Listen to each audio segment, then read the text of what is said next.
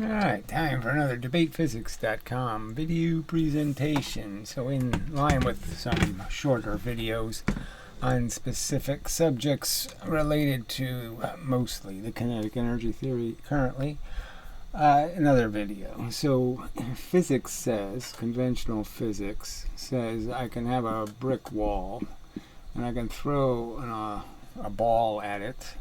And I have this expectation that the ball, if it bounces back with, say, a great deal of its original momentum, that I will put twice as much energy into the wall. So if I can manage to get 100% back, I can have some expectation that I put 200. Okay, if we say it's 100 momentums going in, that I put 200 into the wall.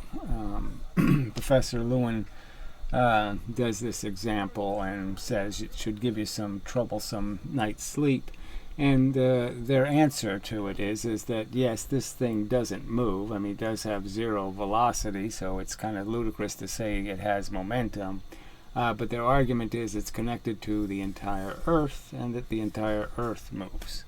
Now, I argue that you can't create free energy, and anything that reflects has to come out of the energy that you put in. So you can never make more momentum. So classic experiments they do where they have, say, a one-mass cart hit a two-mass cart, and this will go off at, say, 133. You had 100 go in here, and they will claim that this goes with 133 and you get a reflection of 33, and that somehow you can subtract this motion from that motion and restore your original amount. I argue that no, if any object yields, that is, if any object moves when you hit it, then you're definitely not getting a reflection. That's going to be all of the energy. So the more the object moves, the less bounce you get. And the classic example, I would say, of this is anvils. And so in the manufacture, in the perfecting of an anvil, the idea is to heat treat it and create a surface that basically can't absorb energy. And therefore a ball bearing, for example, will just keep bouncing on it. And it's kind of just a clear experiment that you could duplicate with a brick wall, and you could just tie your rubber ball, for example, to a string and bounce it in, and it'll bounce back, and then it'll bounce in, and then it'll bounce back. And their theory would say that every time it goes back and forth, it's putting energy into the earth, moving the earth each time. And so it could add up to 100 or 1,000 times more energy went into the earth than the ball originally had.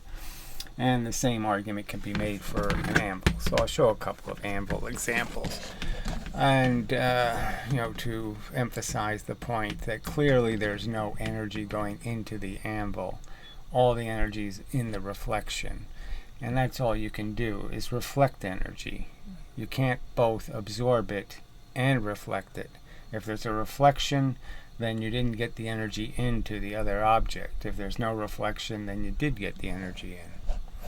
So we'll play this little segment. You can see it just bounces and bounces and bounces and bounces and bounces and bounces. Dang. This is awesome. Jason?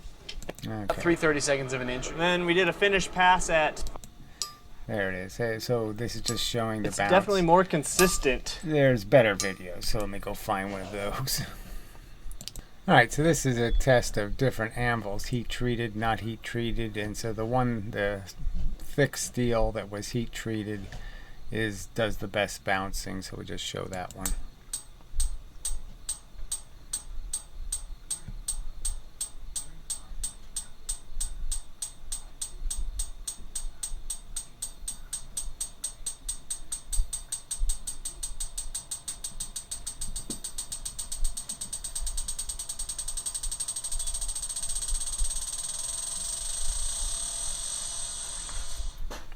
Alright, so this same experiment could be done, horizontally with a pendulum, and the same things are going to happen. And so you have to believe that every single time it hits, that somehow, it's putting momentum into the earth, that the earth is actually moving. And so you're basically making a bunch of free energy. Now you could obviously create a separator between the Earth and, and put this anvil on wheels, and the expectation would be somehow you could move the anvil itself with a substantial momentum, because every single time it hit, it put 200. Let's say it hits with 100 originally. And then numbers start going down, 150, 140, 130, but it just keeps adding up, more and more motion in a direction. So obviously it would be a source of free energy. So the obvious answer is that it's a reflection.